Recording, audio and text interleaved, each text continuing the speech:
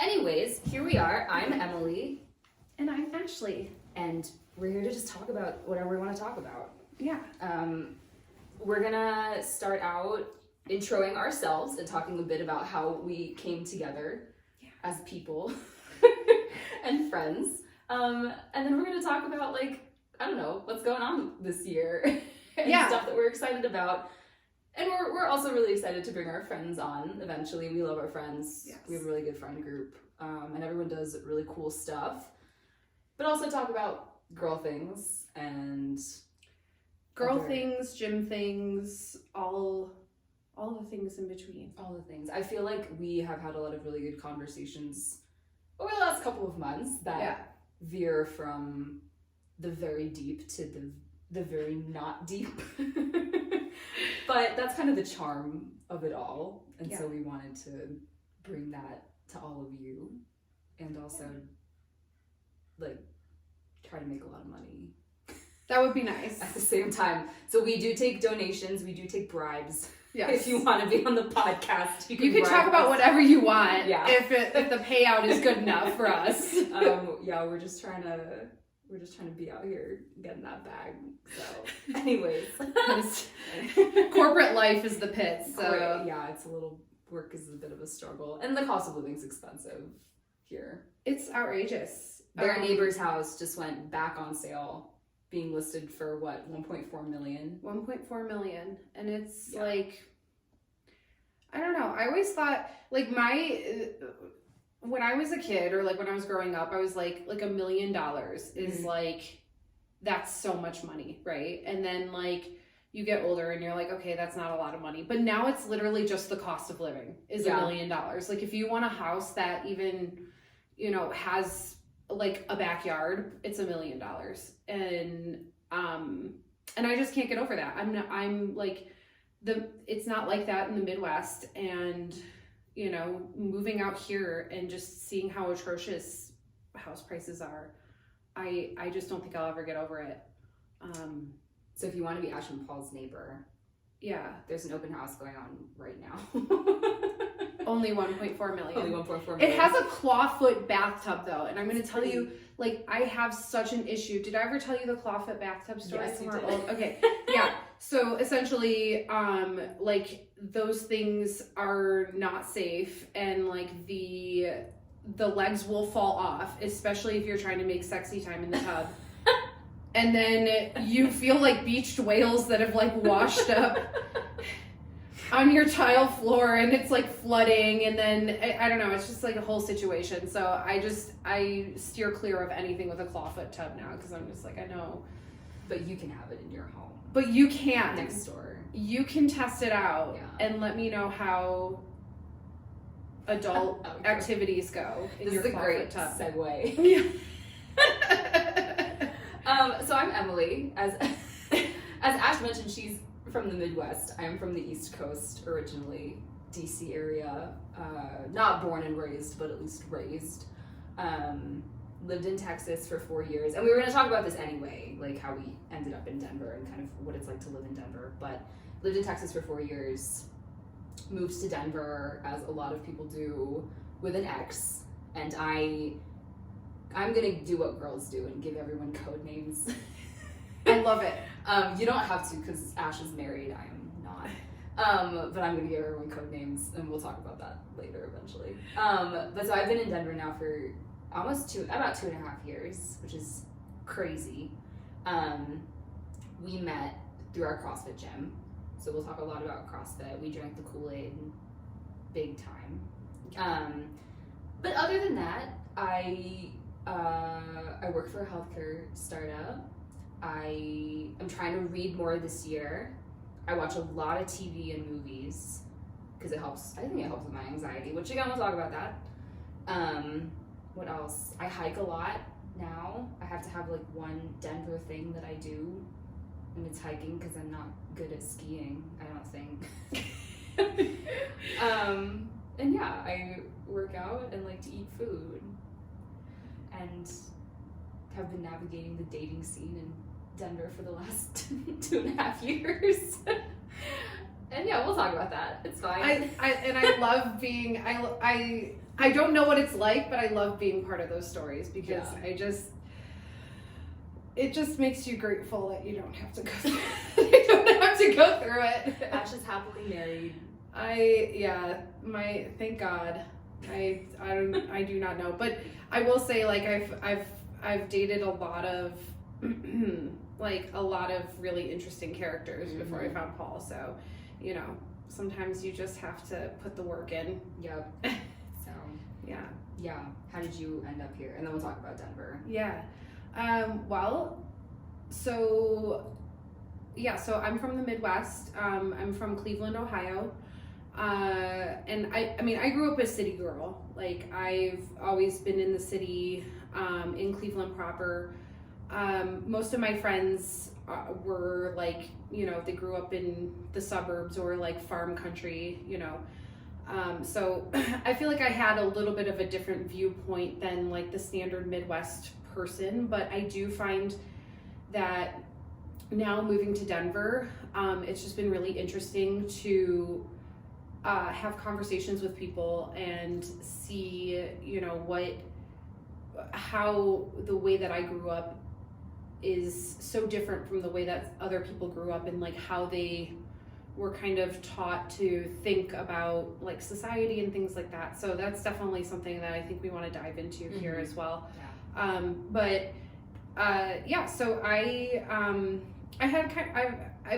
kind of been like on an interesting trajectory. Like, when I was in college, I was a pre-med student. I wanted to become a doctor, and then I went to like 3 pre-med society meetings, and I was like, fuck this. It is not for me. And you know, I went to like a meeting that like really changed my life, where someone was like, if you want to help people, don't become a doctor, because that's not what being a doctor is about. And I was like, okay. They were like, just be a nurse. And I was like, well, fuck being a nurse. Like, that's the hardest job in the world.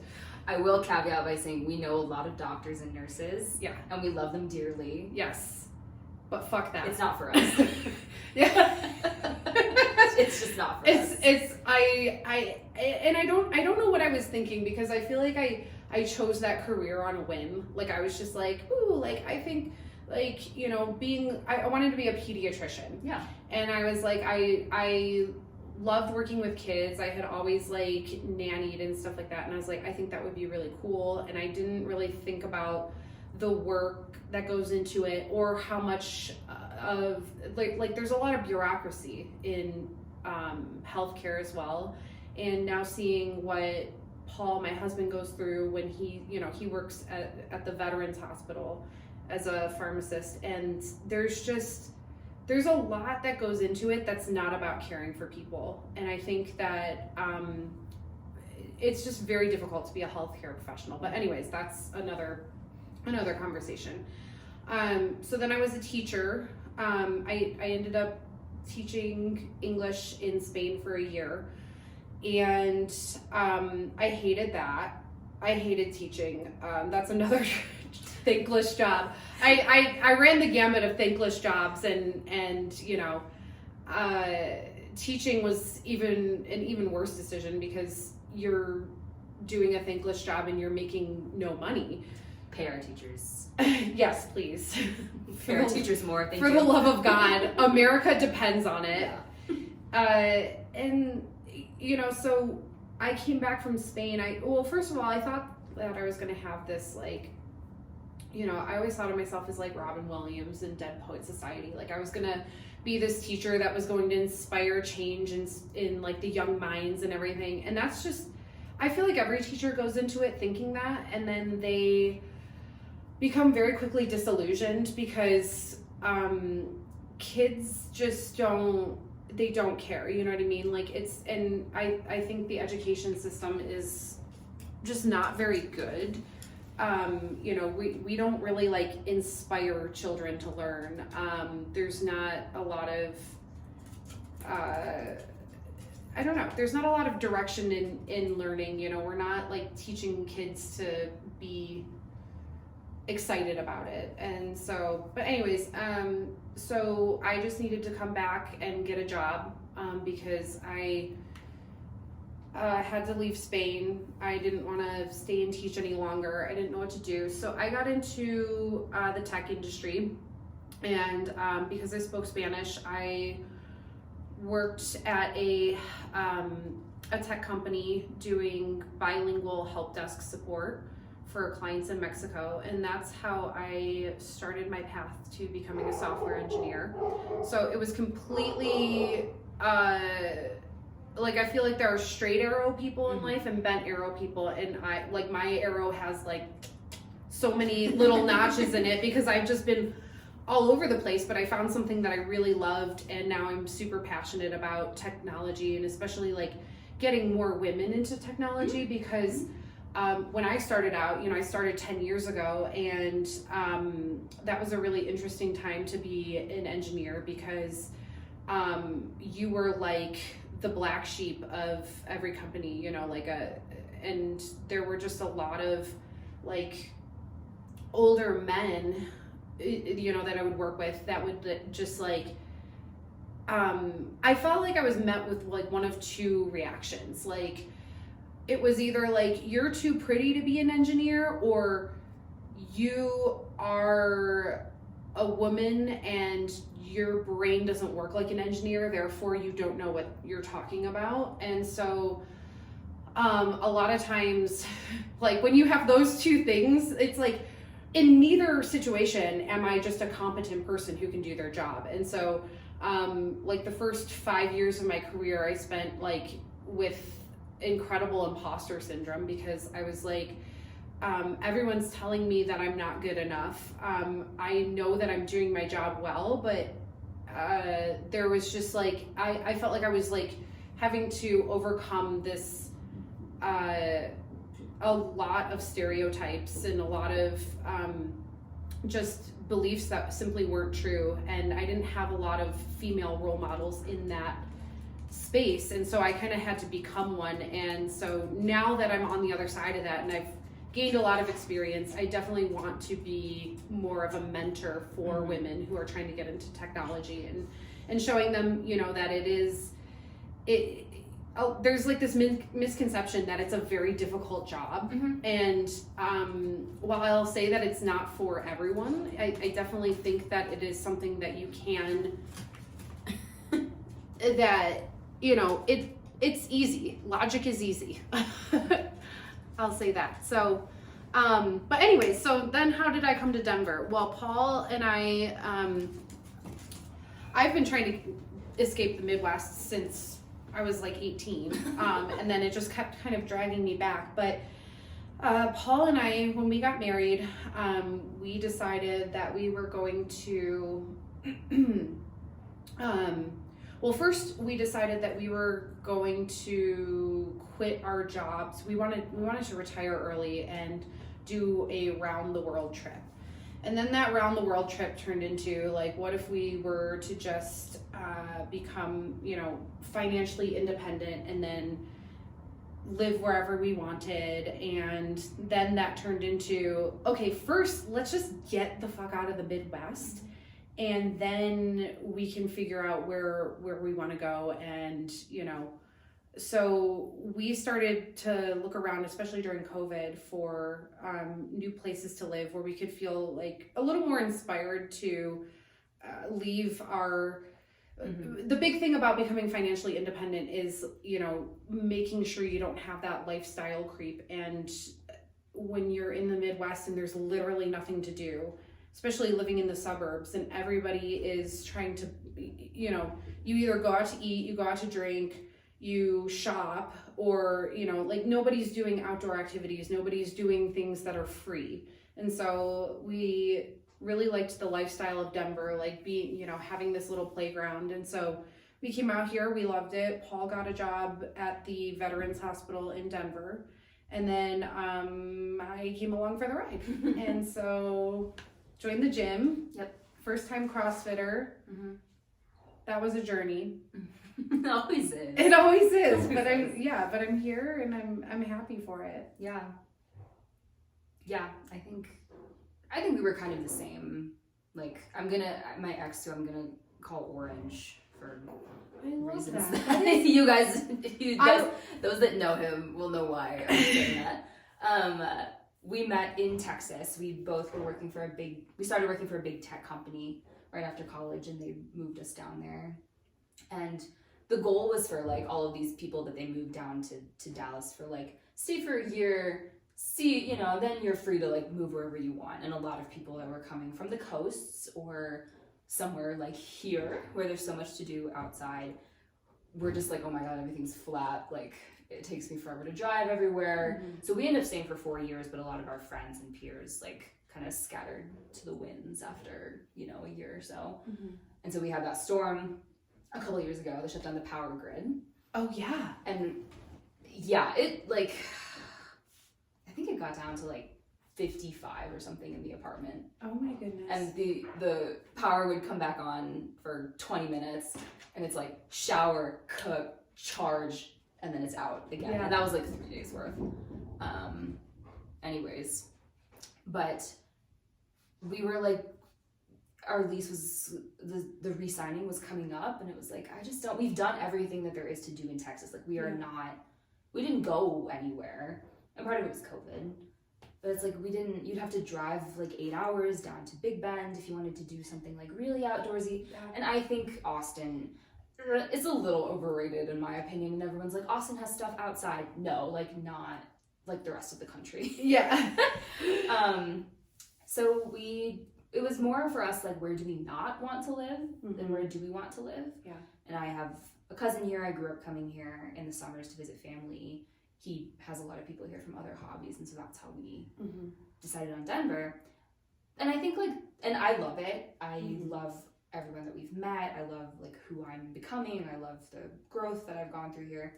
But I think it's like a weird and interesting place to live because there's so much to be said, and there's so much that's produced about like New York, LA, San Francisco, Chicago, even like Fargo. There's a popular movie about Fargo. It inspired a whole series about like other cities, but like there's not much about Denver, but Denver's not a small city. Like and everyone wants to move here apparently. Yeah. So it's just like why, I feel like that was part of my motivation of all of this is like, how do we talk about living in this specific place? And then some of the things that we notice, which I feel for a lot of people manifest in like dating and relationships, but also like friends and like getting out of your comfort zone and like learning how to do different activities and things because there's I think a big movement. There's maybe not a movement, but a trend of like, I'm outside all the time. I need the mountains, which to me, like, that's great, but also like that's not a personality trait. Yes. So what do you what do you do when like that's maybe not what you're accustomed to, or like us, you're city people, and then suddenly you're in this space of like, this is a very different lifestyle than I'm used to. Yeah. And like talking about it being a personality trait, like that's actually a really good point because it's like these dating stories that I keep hearing about like people coming to the mountains to heal. And the mountains aren't going to heal you. You're not, nature has its place in your healing journey, but what's going to heal you is therapy. And really taking a good hard look at yourself. And, I feel like people equate the mountains and the ocean with these religious experiences, and they think if I just get there, then I will be healed. But the healing takes so much more work. And what I feel like happens is they get here, they're like, well, I'm in nature, so I'm healed now. So now I'm just going to be, for lack of a better term, this fuck boy who runs around and then spends the weekends in the mountains, and that's my therapy, and they're not addressing any of the actual stuff that they need to work on. Yeah. Yeah, there's a lot of, obviously like the nature is a big part of life here. There's a lot of opportunity to take advantage of that. There is like the city. Yeah. Which like, I don't know, people love and hate the city. Yeah. We had we were trying to plan going out a couple weeks ago, and our original place fell through because there were like 10 holiday parties going on. Of course. It was impossible. Yeah. And so myself and one of our other girlfriends are on the phone in the car trying to figure out what to do because we wanted to go downtown to this place downtown, and no one else in the group chat wanted to go downtown. But it's like when you're from a big city, like yes, it is downtown, but when you're from a big city, it's like it's also not that bad. It really isn't. It's not. It's not like New York City. No. And like parking sucks. Okay, that is another thing about living here. Parking is terrible. It's never free, and you have to learn how to parallel park, or you're SOL. You're so SOL. But anyway, yeah, so there is like downtown. It is, I think, like growing and changing. Denver does, I still struggle with homelessness, and that's something that the new mayor and I assume like local government is trying to change, but I think a lot of major cities experience that now. Mm-hmm. Yeah, everyone I think is pretty nice, but I think, and we'll talk about like dating and men and stuff. I think it's an ever running thread that I'm also like happy to dedicate to it. But I think there is you do find a lot of like a good amount of escapism, and I'm guilty of this myself. Like a couple weeks ago when I was so burnt out from work, I was like, I just want to ski my problems away, but that's not how it works. So a lot of escapism. I think there's a lot of money here, but it manifests differently than in other places. Yes. And here it's so much in real estate. Mm-hmm. In Texas, it was all like clothes and cars. Status symbols. In DC, I feel like it was activities. Like growing up, I had a friend who had like her family had season tickets to the theater, and like that kind of was or like being able to go on vacation as a family. Mm-hmm. But here it's like if you have a mountain homes or like a nice car or like being able to do certain things, I feel it's like more embedded in like location than it is material items. There's also like a lot of people with like vans that they live in. And it's like if you have a van that you live in, you are doing really well, which is such a strange thing. But I mean, here in Wash Park, every street is lined with everyone's weekend homes that they take up to the mountains and they go skiing and snowboarding. And so real estate, and then also mountain activities. Mm-hmm. And like skiing is not cheap when you think about it. Mm-hmm. It's definitely, and that's just such a huge, I feel like if you have the money to put into that, like that's, you can put a lot of money and a lot of time into it. And that's not saying we're like, that's not us bashing it, because clearly we enjoy that. I'm here for it. I spend all the money on that. Like I ski, Ash and Paul snowboard. Like obviously that's part of what we do in our everyday, and we're pretty active people, so we just like fit it into our lives. It's a different, I think, approach and kind of understanding of life here than in another city. Like I did see a very flashy car parked on the side of the road with the Texas license plate, and I was like, that makes sense, because everyone here, drives their Subaru to the ground or hopes their Hyundai doesn't get stolen, like me, knock on wood. But like, you don't see a lot of the flashy type things. It's just a different kind of financial orientation. Yeah, so. And it's very, I think I prefer it to have wealth oriented in an appreciation of the outdoors. Like I feel like everyone here is, they're dedicating time and money to preserving that space, and that's a very important part of the lifestyle here. Mm-hmm. And I think that it's just very different coming from other cities where people don't really think about that as much. Mm-hmm. Or you have New York City, there's no nature to really preserve. That's not upstate. Not upstate. Like in the city, it's very, very concrete jungle. Yeah. I had something else. Oh, the people. And we've talked a little bit about the people. Mm-hmm. People here, like, I mean, everyone's very active, of course. People just like to do things. We talk about how every week, like, people will make plans, sure, and we'll have such a busy row of weekends, mm-hmm. and then it's like, I'm gonna have a chill weekend. I'm just gonna like watch TV, and then someone's like, hey, do you want to go do this? And I'm like, oh yes, absolutely. But I'm exhausted. I'm exhausted in the Yeah. best way. And I think that that's a really special thing about, especially our community, is that we are everyone wants to go out and support their people and do things and get outside and hang out at the park, or, you know, hang out in the mountains in the weekend. And that's something that's so new to me as well, because coming from the Midwest it was just very, people wanted to do things, but then you would try to mobilize and it was like, well, I have to drive 40 minutes to get to this place, or I have, you know, there were barriers that I think we have those same barriers here, but the sense of community is so much stronger. I think when you live in a city of transplants, everyone's making a much more concerted effort to get out and meet with their people versus in our hometown. You know, no one moves to the Midwest. Maybe they do. Like, no, but nobody says, you know where I'm gonna go? Cleveland, Ohio. That sounds maybe they do. I mean, I will say the real estate prices are hot there. Apparently also in North Dakota, Grady told me that there was a brand new build house in Fargo that his friend bought for $80,000. Are you kidding? I'm not kidding. And I'm like, how?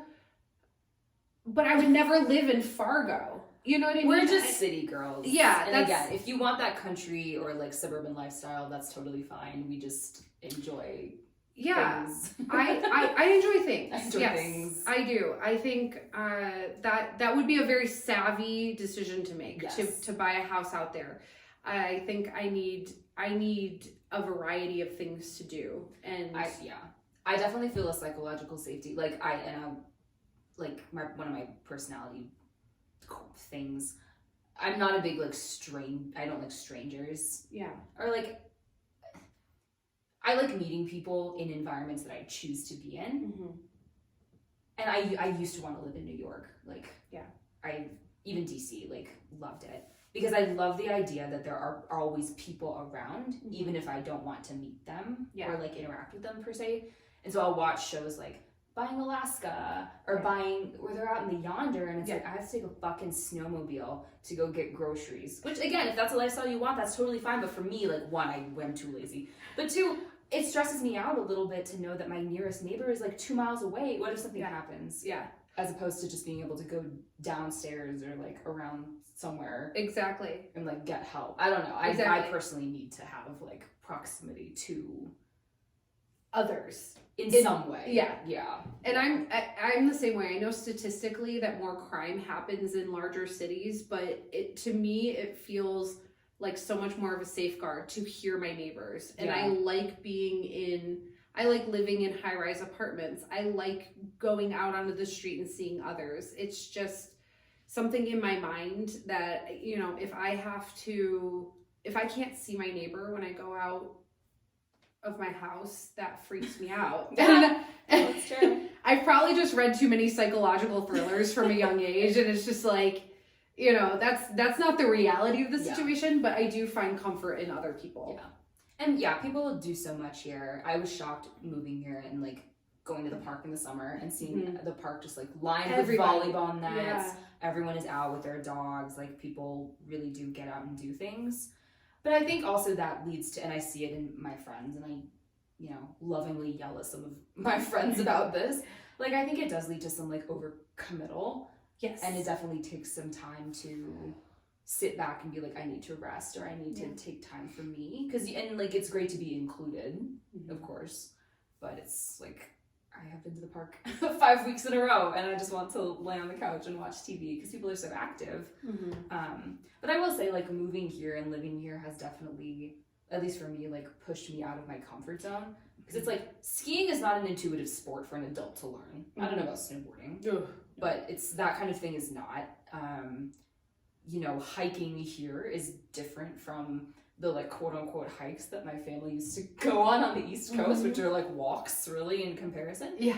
And so like getting out and doing more things has definitely like pushed me out of my comfort zone. I've been able to explore so much more of Colorado in 2.5 years than like we ever did in Texas in 4 years, and I feel like that's really valuable. So if you want to move here, just, you know, it's expensive.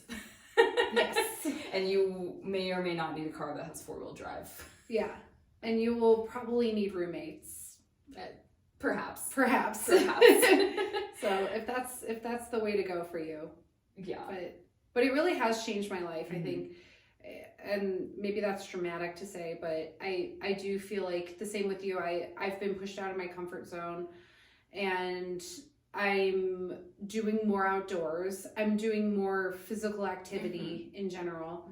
And, you know, also being part of the gym community, I feel like I'm pushing myself in ways that I've never pushed myself before. Yeah. Which might be a good segue into, I was just about to say segue time. We have been talking a lot about goals for 2024. I don't do resolutions anymore. No. I think the cool thing now is you say what's in and what's out. That's true. That's what Gen Z is doing. You can go first on what's in and out for you for 2024. Okay. My first thing that's in is, speaking of the gym, I'm a big anime person. And I got introduced to anime through like an ex-boyfriend, and I'm actually really grateful because I really love the idea of these stories about characters who come together and they find family in friendships. And it's, you know, it's all about supporting your chosen family and loyalty and backing up your besties, essentially. And one of the animes that I was watching, I was like, I was comparing it to our gym, and I was like, there's just a lot of similarities here, you know. There's a place where I can go where I feel welcome, and I feel like I'm going to train really hard, and then I'm going to spend time with people who like me for me. Yes. And they don't, you know, there's not, I mean, yes, technically, like, it's a gym. You don't really know, like, who's going to show up and everything, but I think our gym has done a really good job of cultivating a very supportive and strong community of unique but like-minded individuals. Yeah. You know, that who everyone has differing viewpoints, but we all come together and we can support each other. And so I'm feeling I'm just in this very like I love CrossFit, and I remember like when you're not a part of it, you're like, oh God, that's kind of. It just like it feels like icky and weird sometimes, because you're like, oh my God, these people won't shut up about this shit. Like, why do they love it so much? But then you get into it and you're like, it's not about the workouts at all. No, I think it's about the community, and it's about. And they've written books about this, examining CrossFit communities and just how important it is for people to have a community and to have this concept of like a third place where they can go. That's not work and that's not home, where they can meet up with other people, exchange ideas, and we get to do that. And sometimes we exchange bodily fluids. Ew. Sorry. We'll talk about that later. In more ways than one. But okay, anyways, getting back to what's in. I think what's in is building and fostering relationships in a way that essentially my goal for 2024 is to train like an anime character, and that means more than just physically training, right? Like that's like fostering and growing relationships with the people and making sure that I'm keeping in mind, who have I met in 2023 and who do I want to continue to grow relationships with? Because I think that adult friendships are so important, especially amongst women. Yep. Female friendships are so special and they're so important. And, I love my husband. I have him. He's my rock. He's like the person who supports me. However, there are certain things that he will never understand that girls just get it, And so I was like, what if I were to, you know, I've always been a person who kind of flits from thing to thing. Like I'm just naturally, like I love the concept of being like a Renaissance woman. Like you just, you know a little bit about everything and you're good at a little bit of everything, you know? And so, and that's helped me out a lot in a lot of things. Like I have a lot of hobbies, but what would happen if I were to dedicate myself to like how good could I become physically? How good of a community could I build? How great can I be if I were to like invest fully in this one thing instead of you know, my whole life has been kind of like this, like, oh, I dabble here and I dabble there, and it's like it's cool, but I think I'm at a point where I need to have goals that like I need focus. Yeah. And I need discipline, and I think that's a really good thing. So that's my in. Do you want me to tell you my out? What's your out? Being nice to people. Which is a complete like 180 from what I just talked about, because I'm talking about being like building this community. And I think when you have people who like I'm definitely a recovering people pleaser. I know you are too. And one of the books I've been reading, it's called Radical Candor by Kim Scott, and it's mostly it's talking about how do you build relationships with, essentially it's like boss employee relationships. But I think it really translates to real life because you know, one of the things that as you tend to do as a people pleaser is you're always bending over backwards for other people. And it's like, it's really easy to become resentful of that, or to become, you know, saying like, hey, why don't people do those things for me that I do for them? And I think that's a thought that I've had in the past. And it's like, well, it's because you can't expect, you know, people are going to give what they can give, you know, everyone has a different threshold. And I think my problem is that my threshold is just way too much, and I'm giving a lot, and I essentially need to set better boundaries. And so, and that's been a journey for years now. And I think, but one of the things that I really like that this book talks about is, you know, and this is just kind of a common theme that's coming up in like mental health conversations is, you know, this concept, like as people pleasers, we think we are doing it to be nice to other people, but we want to control how people perceive us. And that was just a huge eye-opening moment for me. And it's like, you know, you're not actually being nice to people when you don't give them feedback, or when you don't, you know, when you don't set boundaries. Because you're basically, what do you want? Mocha's back. Mocha's back. Come here. She wanted me to pick her up. Come here. You're fine. But you're essentially, I guess, to get back onto track with this,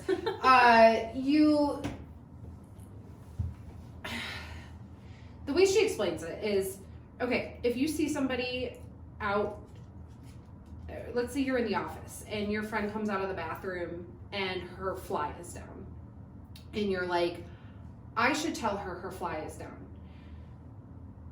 There's a way you want to tell her because that's like helping her in that situation, but there are like different ways of going about telling that information. Like you can pull her aside and privately say, hey, your fly is down, and that's going to be embarrassing for her, or it's going to sting in the moment, but then she gets that feedback, she fixes it and goes on.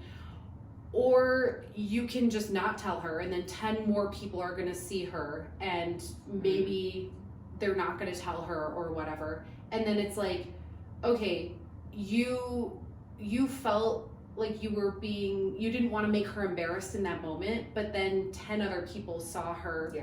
And so I guess to kind of relate that back to giving feedback and to setting boundaries with other humans, you know, doing an uncomfortable thing in the moment is going to, it can essentially translate to helping a person down the road with, you know, not having these like even stickier situations arise. And it like makes me uncomfortable to think about it in the moment, but I'm really trying to practice that. You know, not being nice for the sake of being nice. And if I have boundaries, I'm going to set them. And if I have feedback, because I care deeply about my relationships and with my friends here, I think that it's important to start challenging them directly and saying like, hey, like this is something, you know, as the other point of the book is to say, you know, you're not trying to be a nitpicking person. Mm-hmm. You're not trying to be obnoxiously aggressive about this feedback that you're giving, but like if you can give something that's going to challenge your friends to become better people, then that's the kind of feedback that you should start giving. And so that's something that I've been thinking about is, you know, just breaking out of that cycle. I think that's been a motif for a lot of people, and I know some of my goals for this year are aligned to that, but in talking with others, and especially as a lot of us, I think there's like a whole wave of us that are like turning 30 this year, and there's just something, and you can choose to make that whatever, you know, a number, whatever you want, but it feels like, at least for me, like it feels like something, and it's deal. I've had older girlfriends say like, oh, I love being in my 30s, like you settle more into yourself, like girlfriends and people in general, like you care less about what other people think, and I'm like, please God, as someone who grew up really caring about what other people think. So I know for me, like, and we talked about this the other day actually in class, one of our coaches asked like, what's your kind of goal for the year? And I was like, I want to feel fulfilled this year. That's like the one thing I was trying really hard last year to feel fulfilled and just didn't get it. And so it's like, how do you feel fulfilled in like the work that I do and the passion projects that I do? I want to be more creative this year, kind of like imbue creativity into other things. Same with you, like how do I feel fulfilled in my relationships? How do I make sure that I'm surrounding myself with meaningful people? Like I don't need the petty shit anymore. Like I'm old, I don't need it. I said no fuckboys this year instead of fewer fuckboys last year, which I did do a good job actually. Like there's been a steady decline. Well, pat myself on the back. There's been she's right, a decline in fuckboys in my life, which is nice. But we're not, maybe not 100% there, but I'm just, how do I have meaningful relationships and like partnerships with people? And then my last one's kind of the same thing. It's like, don't apologize for being yourself. At the same time, I really, like, even in the last couple of days, like I have struggled with that. And how do you like stay true to yourself, but also honor your own boundaries? There's like someone in my life who I care very much about. I feel like they're having kind of a tough time, and they've maybe been having a bit of a tough time the last month or so.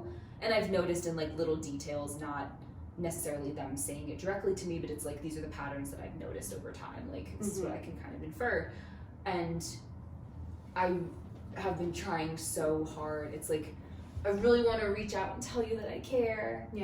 But don't do it, because it's not, you know, my friends will say like, it's not your problem. And so it's like, how do you balance that? And how do you demonstrate to people that you care about them and that you love them, but also like, I need to take into account these patterns with which you've treated me over the last couple of years, and like, how do I move forward from that and not fall into that trap a little bit?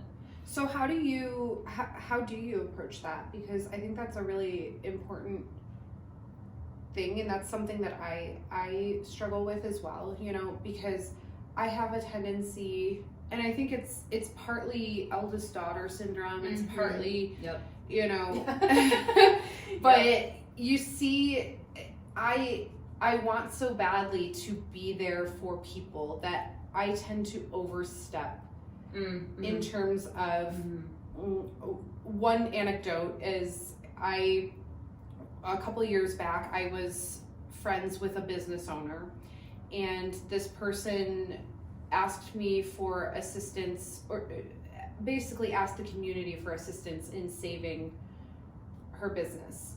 And I think most people would kind of look at it as I sympathize with you, but it's not my job to save your business. To me, it was my job to save her business. And the amount of time that I invested in doing all of that work for it to ultimately, I guess I will say in hindsight, I think she wanted, I don't think she wanted to put the work in that I saw would be beneficial, and maybe I was just like reading the situation wrong, but I jumped in so wholeheartedly, and it not only did it backfire, it ended up sullying the way that I viewed that community afterwards. And so I think for me, and that was a lesson that I had to learn, and I do better about it now, but it's still very difficult for me to, when I see somebody who's having problems, I'm like, I'm the fixer. I gotta fix it. You know, so like, how do you approach that? Or I guess, what are you trying? What am I trying? I mean, I'm trying to just probably kind of let it go right now. And then maybe it'll get to a point where like, I just, like the feeling is too strong, and it's, but I also, like, I don't know, I like to think of myself as someone that like people know that they can rely on. And I don't, like, is it necessary for me to reiterate that, you know? Like, why does it feel, like, self-serving almost to be like, I'm here for you? But that's just, like, us being honest and, like, wanting to care for people. So I think right now I'm just kind of, like, letting it go, continuing to observe. And maybe if it gets to a point where I want to say something, I will. But it's just, like, people are going to do what they're going to do. Everyone's different in terms of their needs for, like, communication and attention and response, and so it's just like, I'll just give it some time. But it's hard because it's like I want to talk to people and like tell them, but then it's like it's not up to you to always fix. It's just if you want an ear, I'm here. So it's all, you know, it's a lot of like growth and self-awareness, which I like that's becoming a motif with a lot of people, because it takes time to get to that point too, so it's like, how do you... It does. And when you're dealing, I think coming out on the other side as I won't say a fully healed person, but I've been through so much therapy. And then when you are in a situation where you're dealing with a person that it's clear they haven't done the work, it's so terribly difficult to... You know, I want to hold space for people, but I also feel that you're just treading water at that point. You know, you might even be like self-aware of like what's going on, but until you really do the work, again, I can't help you, and I can't, even if you're asking me for advice, I mean, I fully believe that when people ask for advice, they're looking for what they want to hear, or not necessarily what they want to hear, but like people who are not healed are going to do what they're going to do, like you said. And you can give them advice and say like, well, I was in your situation and I did this thing and it did not go over well, and this is what I would do. But you know, sometimes I feel like people seeking advice are actually just looking for you to kind of like validate their situation, and I don't want to give that doesn't help anybody, you know. So a lot of times I just don't give advice in general, because I'm just like, what are you going to do anything with it? Or you know, and there's a lot of talk, you know, a lot of the advice that's coming from me is going to be very specific to my journey and my, you know, so that might not even help you anyways. And so I don't know, but it's very difficult, you know, healed versus, or therapized versus untherapized, you know, interactions. And, you know, I think that's something that I struggle with too. So I think that's a good good point though, just to observe, because that's what I do with like my parents a lot, especially my dad. There's always been, you know, my dad is there's some issues, and he, you know, as the eldest daughter, it's always been my job to babysit or fix, you know, make things more pleasant for everyone around when my dad is in the picture. And so one example is my sister's graduation party from college. She was really nervous about it because he drinks a lot and he gets out of control. And I talked with my therapist because my parents don't drive. We were driving them to Columbus for 2 hours to go to this graduation party, and then we were going to drive them back. And I was like, I know that my dad is going to get drunk and he's going to say really insane shit and he's going to offend a lot of people. And my therapist was like, so what? And he was like, he's like, it's not your job to fix it. He's like, just watch, just observe. And if you have that urge to go fix things, don't, because he's an adult and he can make his own decisions, and it's not your job. Yeah. And I will tell you, I do feel like everyone was pissed because no one was then monitoring him. But I was like, it's not my job. It's not your responsibility. It's not. And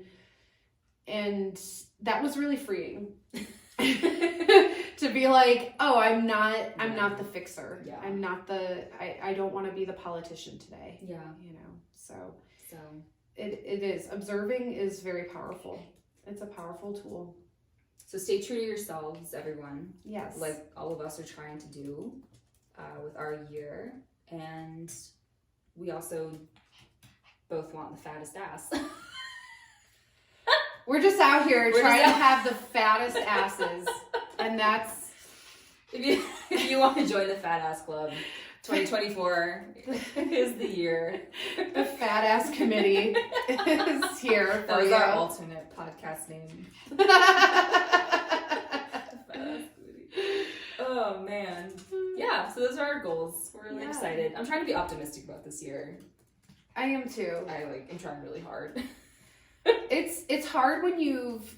you know, I would say prior to COVID, I always started out every new year very optimistically, and I don't know what it was about, you know, between COVID and just all of the things we've experienced, even before COVID, we've just had some wild things happen, and it gets harder and harder to stay optimistic just because there's so much unknown. Yeah. But yeah, I mean, we can control what we can control, and that's here in our own little sphere. And so that's what I like to focus on. Yeah. Mocha's on the run. What are you doing? Now for the fun part of the show. We're going to do Decadence recap. Yes. I've been having a lot of thoughts about Decadence lately. I really want to hear your thoughts because... like personal, like it's just like my specific situation. Yeah. So it was just New Year's. What is today? The 5th? The 6th? The 6th. Crazy. We went to an EDM festival on the 30th, so not New Year's Eve, but New Year's Eve. It was fun. We had a good time. We got all dolled up in skin tight apparel. Some people don't wear a lot at all, which in Colorado where it's cold is kind of crazy. Our Uber driver home saw a girl in her like bodysuit and was like, isn't she cold? Like, maybe. I would venture to guess she's probably cold. Yes. People in Denver like to show out for the EDM shows, which is really interesting.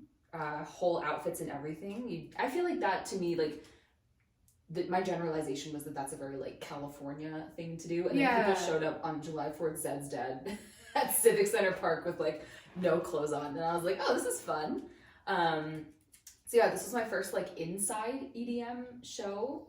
We made it until 12:15, and then we said our backs hurt and our feet hurt and we need to go home. So we did. But we were with a bunch of friends, a bunch of people that were in town, rented this like apartment, this like crazy nice apartment down by the convention center, and people didn't get too crazy, which was nice because I would say our immediate group was very good. It's very good. It was just like, I don't know, it was a lot of people. There were, at one point when Elenium was playing, I felt like the floor bouncing. Yeah. And I was like, I know this is the convention center and it's meant to hold a lot of people, but the anxiety in me is like, if this floor busts open, how am I gonna tell my parents that like I was at this collapse? But I think I've been thinking a lot about it, and it's interesting like tying it into like trying to be optimistic for this year. And like we were all together with a group of people, and I love dancing. I love specifically like being like homecoming prom. You're like 14 to 18. Yes. You're just like in a cute little dress with your friends, like lightly grinding on a man. Like I love it. I just love it. Light grinding. Like some light grinding. You know, they turn the lights on at like 11 p.m. and your mascara's everywhere, and you're like, man, I had a great time. I can't talk to some friends maybe the same way, but you know. And so I like danced briefly with someone who had like been in our group, and I just like I can't stop thinking about it, because I don't know, I feel like it awakened this, or it like brought up this core maybe like sense of like memory or like nostalgia for other instances, or it's just like I haven't had this in so long, and I've been trying to like chase this feeling of like desire with someone, or like that like weird little like potential with someone, and I just like keep thinking about it. And I think this year is kind of like, you know, it's the year of the girls. Like we've been through a lot the last couple of years with like partners and like trying to figure out what you want out of life, at least like our friend group, I think in particular. And it's like, I want this year to be like the year of us and doing things. And like, if, you know, the universe chooses to, you can always hope, right? Like the universe just chooses to put things in your way. That's totally fine. But like, I went home from the function last night. We were at a function. And I was so lonely. I was like, I'm just going home and I'm like by myself, and I can't stop thinking about this like brief instance of like dancing with someone and being like, wow, that was nice. Yeah. And now I'm at home with my cat, which is fine. I just like got in my car by myself and I was like, well, time to go home. I don't know what it was. I just like can't stop thinking about it. And I'm like, what is this saying about like me and what I want? And just like, what is this, you know, you ever have that, like you do want, it's just like a stupid little thing of someone who just like, you know, puts their hands on your waist and is like, oh, and you're like, oh, okay, and then like you hug goodbye and like never talk again, and you're like, oh, well, why does this have an indelible mark on my psyche right now? I don't know. So that's like what I've been, so like Decadence was really fun. Yeah. TLDR. It's like my one like dance event per year now that we do. Yeah. And I kind of and I remember telling you at the gym, and we were talking to someone else that we were going, and I was like, I probably will find like a single man and be like, you're nice. And I did. I know myself. And I'm just like, but why is it making me so, it's like happy, but why is it making me so sad? Yeah. And I just hate like, ugh, dude, all the thoughts about it. Yeah.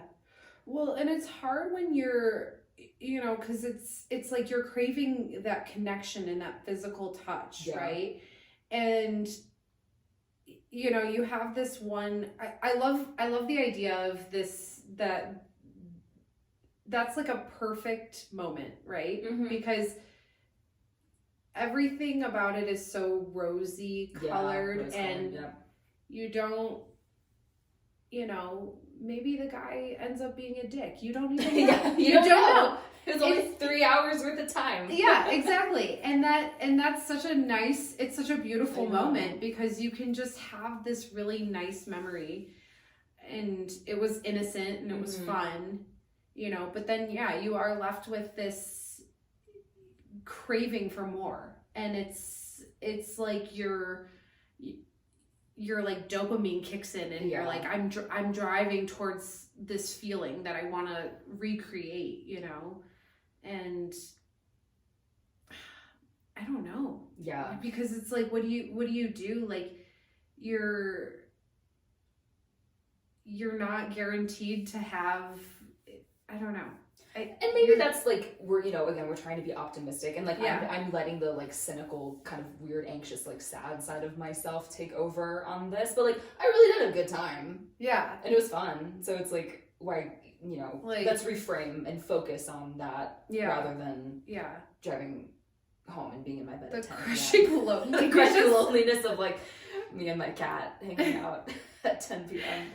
But I do think about that from, you know, a perspective of like, if I were in that situation, because I do think I'm very grateful to have a partner, you know what I mean? And I think that that's, you know, again, it is the girls' year, and I think we have such good girl friendships that, you know, a lot of times it's okay to not have that partner, that romantic partner and everything, because you get a lot of fulfillment through female relationships, you know. But then, you know, I remember being single and having that same feeling. You're out with your friends and you're having just the best time, and then you go to leave and you're like, all the things I forgot about while I was having this just like a piston great time, and then I get in the car and it's just like, remember how you're alone? You're in the Uber staring out the window like, God, like I have to walk up the stairs.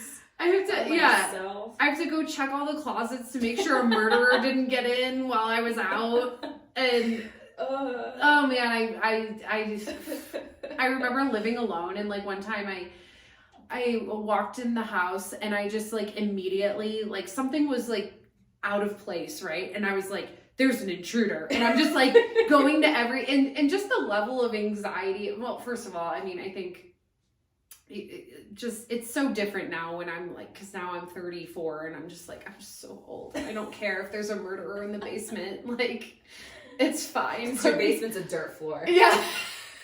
No, you know what? If the murderer is in your house, their house has terrifying doorknobs, in my opinion.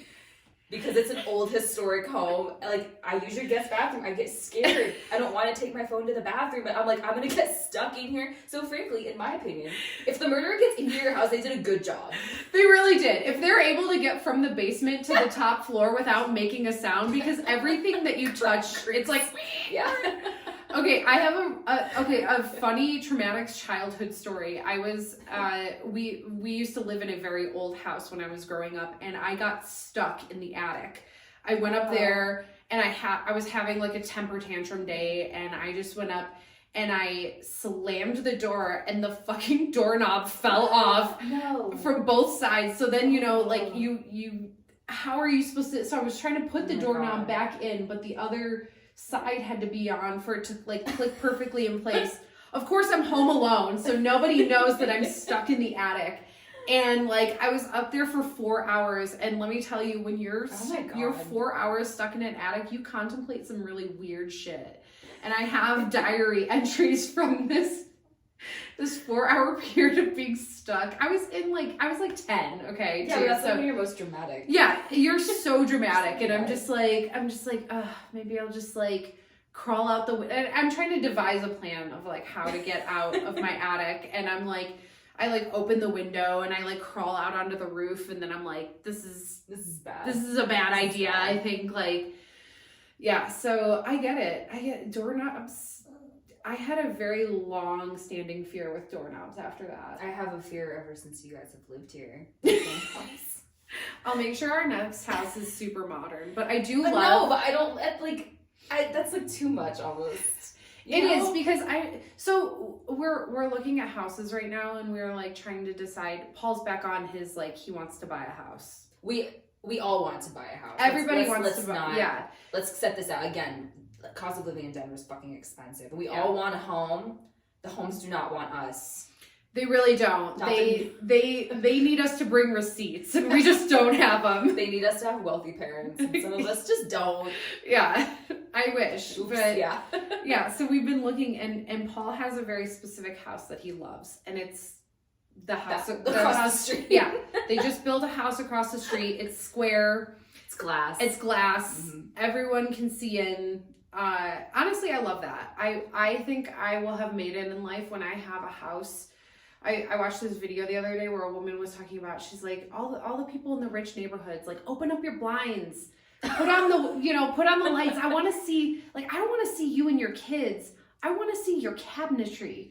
I want to see, your artwork. And I'm like, see, I'm good. I go the opposite way, and I'm just like, I don't think I'm a cute sleeper. I don't want to see people to see what I'm doing, like. I do. I feel like that. Yeah, I'm very. I don't like being perceived.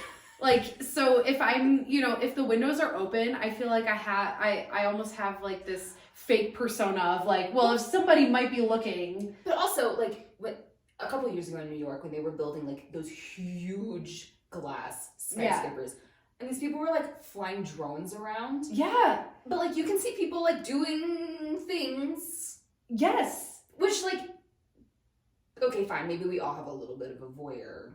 Yeah, I'm into it. Some of us do. But, like, that stresses me out a little bit. Yeah, like, I don't mind the odd person catching me. But, like, these fuckers are in these, like, giant apartments with glass with no blinds. Yeah. Like, yeah. I don't personally. I don't want it recorded. I need a little, like, something. Yeah. Something. Yeah. There has to be a little bit of mystery. Yeah. Anyways. Yeah. So this home. But yeah, so now we're looking at homes, and Paul wants a glass toaster for a house, and I love houses with character. I love that this house has little gargoyles, little gargoyle babies that watch out for us, and these light fixtures, and it's just it has so much character. And I think that's always what I'm looking at when I look at a home, and he's looking at like how modern everything is. So we have very different tastes, and we always end up getting into these old homes, and then we curse ourselves because they are falling apart.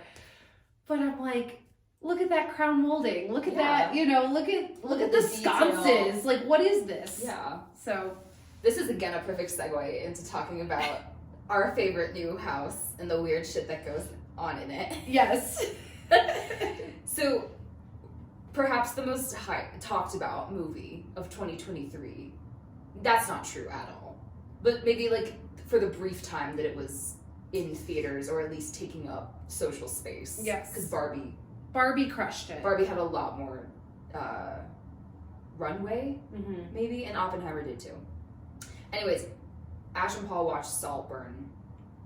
I was hyped for this movie for months. I was so excited because I love this shit, and we just keep talking about it, and the internet keeps talking about it, and I love talking about it because people are just so funny. It lives rent free in my head, and every morning I wake up and I think about like very specific details about the movie. Spoiler alert for Saltburn. Yeah. Sorry guys. Skip ahead. But if you haven't watched it by now, you really should. You should. It's on Prime. Yeah, and it's an awakening. It is. I think to go back to what I was talking about with the Midwest too, is I'm so shook that so many of my friends in the Midwest have not seen Barbie and have not seen Saltburn.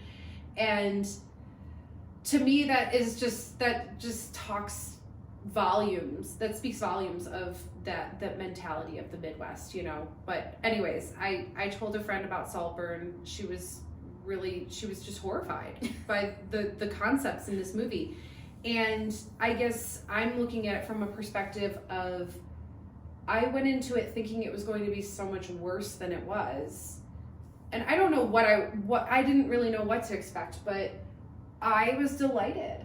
I was absolutely delighted. And I think that the more movies that we bring out that just, where everyone's kind of letting their freak flag fly,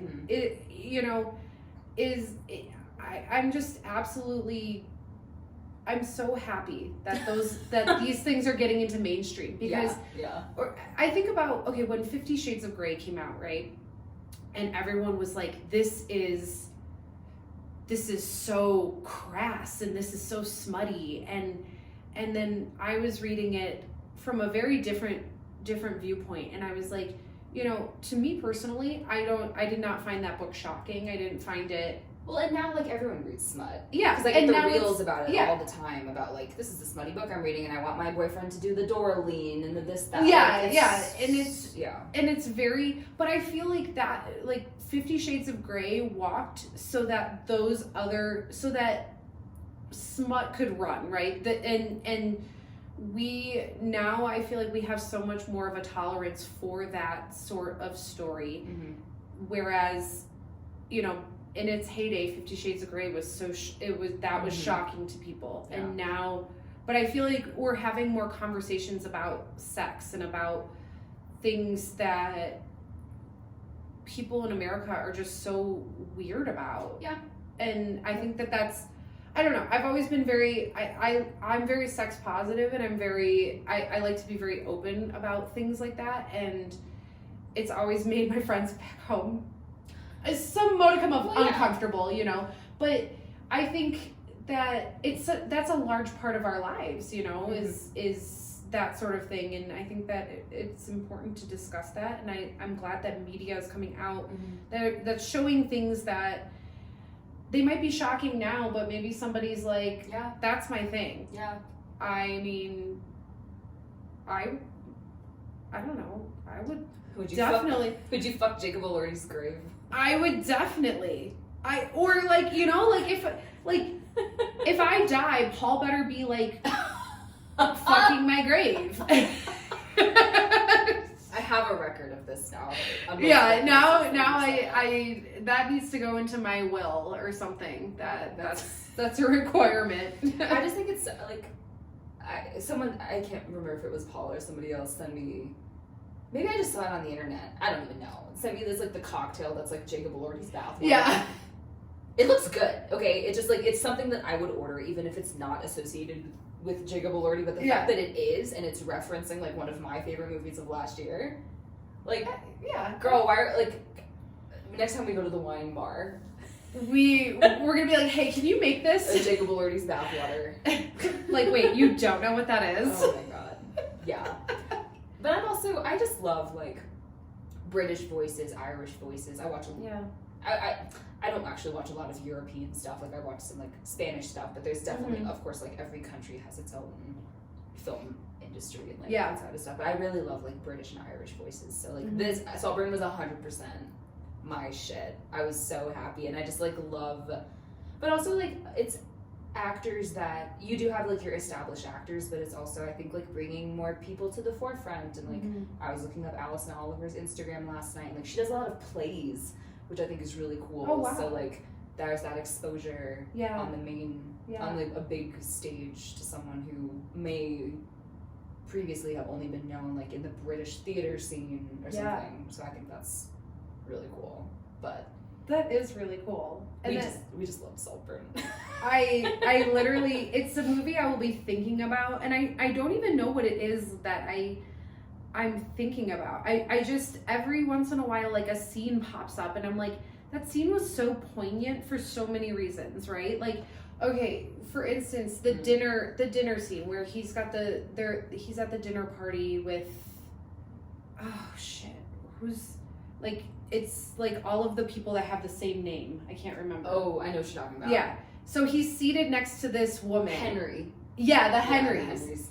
And he's seated next to this woman, and she turns to him, and they're like making small talk, and he's asking her just, you know, everyday questions about her life. You know, do you have kids? Like, are you married and everything?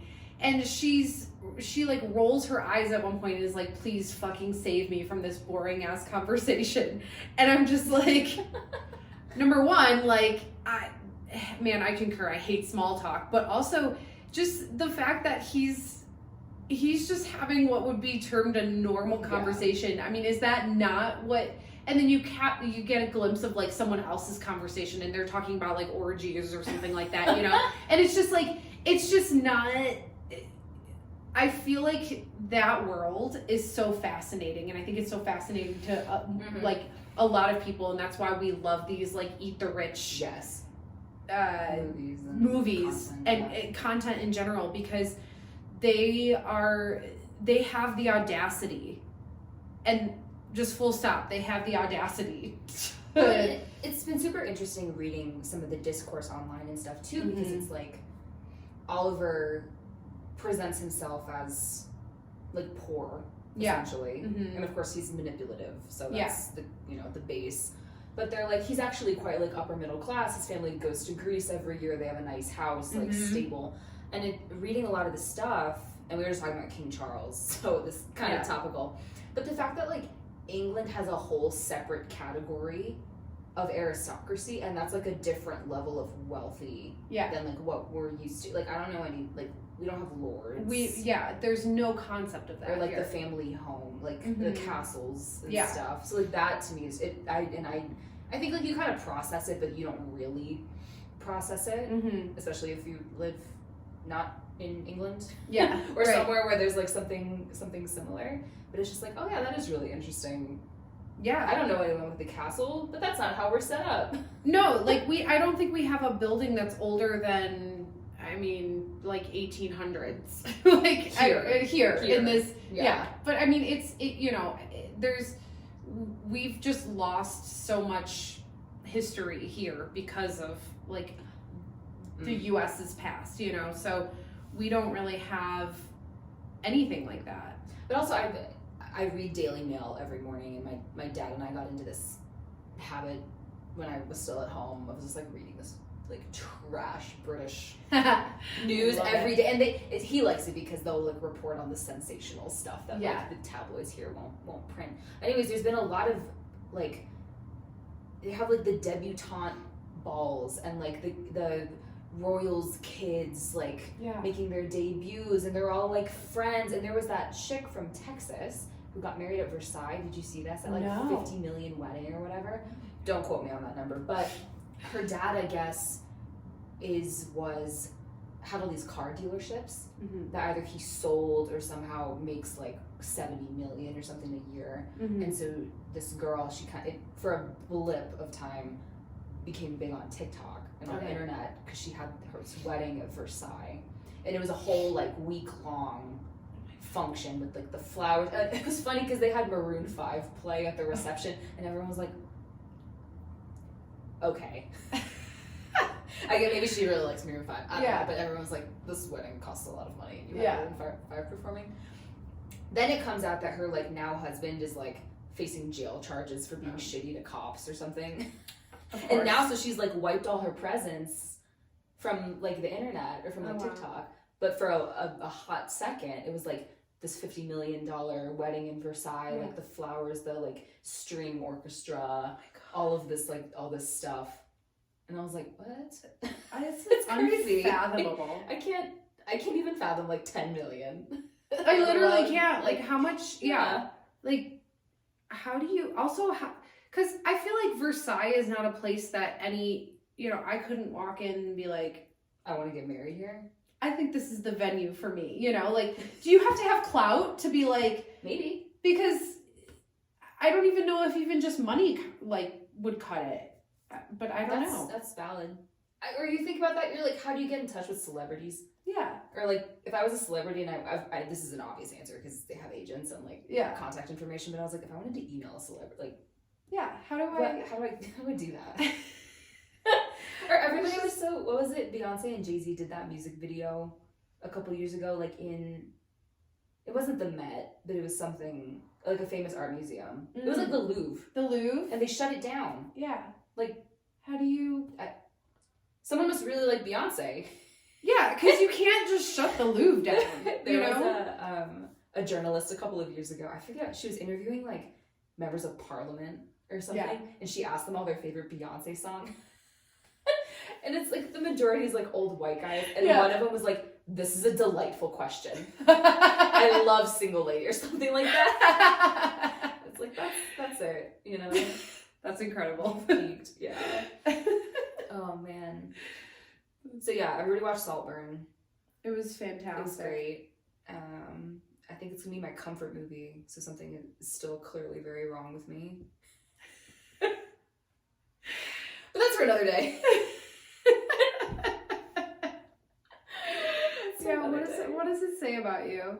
It's like the people whose like comfort, they listen to murder podcasts, and my sister listens to them before she goes to bed.